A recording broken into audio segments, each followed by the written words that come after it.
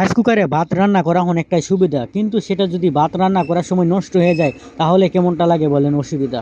এই রাইস কুকারের ক্ষেত্রে এরকমটা হয়েছে, রান্না করার সময় হঠাৎ করে নষ্ট হয়ে গেছে। কি নষ্ট হয়েছে মালিক পক্ষ বুঝতে পারে না, এই জন্য আমার দোকানে নিয়ে এখন আমি চেক করো কি সমস্যা হয়েছে। আপনারা দেখেন, যদি আপনারা দেখেন কন্টিনিউ ভিডিওটা দেখেন তাহলে এরকম সমস্যা যদি আপনাদের হয় তাহলে ঠিক করতে পারেন। প্রথমে আমি এসি কোডটা আগে চেক করে নিচ্ছি, এসি কোড খারাপ থাকলে এরকম সমস্যা হতে পারে, এই জন্য প্রথমে এসি কোডটা চেক করে নিলাম। এসি কোডটা ভালো আছে বিদায় এখন আমি রাইস কুকার চেক করবো, অর্থাৎ রাইস কুকারটা উল্টিয়ে নিচ্ছি, উল্টিয়ে তারপরে নিচ দিয়ে নাট খুলে তারপরে একে একে চেক করে নিব কোনটা সমস্যা আছে কিনা। খোলার সাথে সাথে আপনারা থাকেন তাহলে আপনারা বুঝতে পারবেন কি সমস্যা হয়। এখন আমার খোলা হয়েছে, খোলার পরে প্রথমেই দেখতে পাচ্ছেন এখানে প্রথমেই দেখা যাচ্ছে এখানে একেবারে সুইচ পুড়ে গেছে। পুড়ে যাওয়ার কারণে এরকম সমস্যা হয়ে গেছে, অর্থাৎ এটা আমি যেহেতু পুড়ে গেছে এই জন্য আমি এটা দেখে নিন ভালোভাবে। আমি এটা খুলে চেঞ্জ করে নিব, অর্থাৎ এরকম আমিও আরো একটা নিব, নিয়ে তারপরে এটা লাগিয়ে দিলে আশা করা যায় সমস্যা সমাধান হয়ে যেতে পারে। এখন আমি এটা আগে পরিবর্তন করবো, এই জন্য এটা আমি খুলে নিচ্ছি এখন।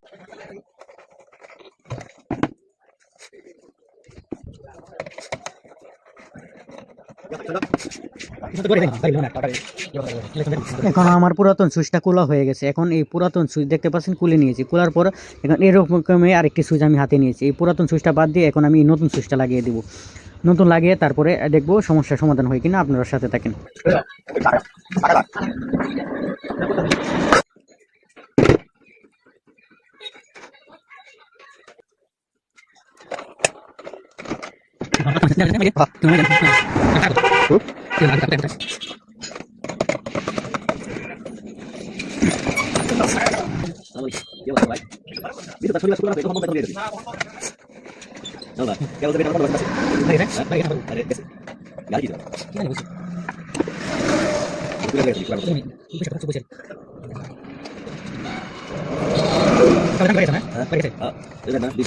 পুরাতন সুইচ ফেলে দিয়ে এখন নতুনটা লাগিয়ে নিয়েছি দেখতে পাচ্ছেন, কিন্তু নিচের পার্ট যেটা ছিল সেটা একটু বাঁকা করে দিয়েছি, কারণ আগের সুইচটা ছিল একটু শর্ট আর এখন একটা একটু লং, এই জন্য এভাবে ফিটিং করে দিয়েছি। এখন আমি কভারটা লাগিয়ে নেব, লাগিয়ে তারপর চেক করে দিব কেউ ভালো আছে কিনা। আপনার সাথে রাইস কুকারের মাথায় আমি এসি কোডটা লাগিয়ে নিচ্ছি, দেখতে পাচ্ছেন এসি কোডটা ভালোভাবে লাগিয়ে নিচ্ছি। এটাও আপনারা টাইট করে লাগিয়ে নেবেন, লুজ কালেকশন হলে কিন্তু সেখানে ফায়ার করতে পারে, লুজ কালেকশন হওয়া যাবে না কখনো। এখন সিরিজ ল্যাম্প দিয়ে আমি একটু চেক করে নিচ্ছি শর্ট আছে কিনা। অবশ্যই সিরিজ ল্যাম্প দিয়ে চেক করা খুবই জরুরি, সিরিজ ল্যাম্প দিয়ে চেক করে নিচ্ছি, অবশ্যই আমার ভালো আছে। এখন বিদ্যুতের পাওয়ার দেওয়ার আগে আমি অবশ্যই ভিতরে অল্প কিছু পানি দিয়ে দিব, পানি দিয়ে চেক করে নেব পানি সেটা গরম হয় কিনা। যদি গরম না হয় তারপরে তো অসুবিধা হতে পারে, এই জন্য প্রথমে গরম পানি দিয়ে নিচ্ছি। পানি দিয়ে এখন আমি এসি কোডের লাইনটা আমি পাওয়ার সকেটে দিয়ে দিব। এসি কোডটা 6 পিন পাওয়ার সকেটে ঢুকিয়ে দিলাম, ঢুকিয়ে দেওয়ার পর সুইচ দিয়ে দিলাম। সুইচ দেওয়ার পর দেখতে পাচ্ছেন এখানে হলুদ বাতি জ্বলে গেছে। এখন যখন আমি সুইচ দিব তারপর লাল বাতি জ্বলে উঠছে, অর্থাৎ এখন আমার পাওয়ার চলে আসছে। এখন আমি অল্প কিছুক্ষণ অপেক্ষা করব, করে দেখবো সেটা গরম হয় কিনা। আমি দীর্ঘক্ষণ অপেক্ষা করার পর দেখতে পাচ্ছেন উপর দিয়ে এখানে ধোঁয়া উঠছে। এখন আমি খুলে দেখবো সেটা ভিতরে কি আছে।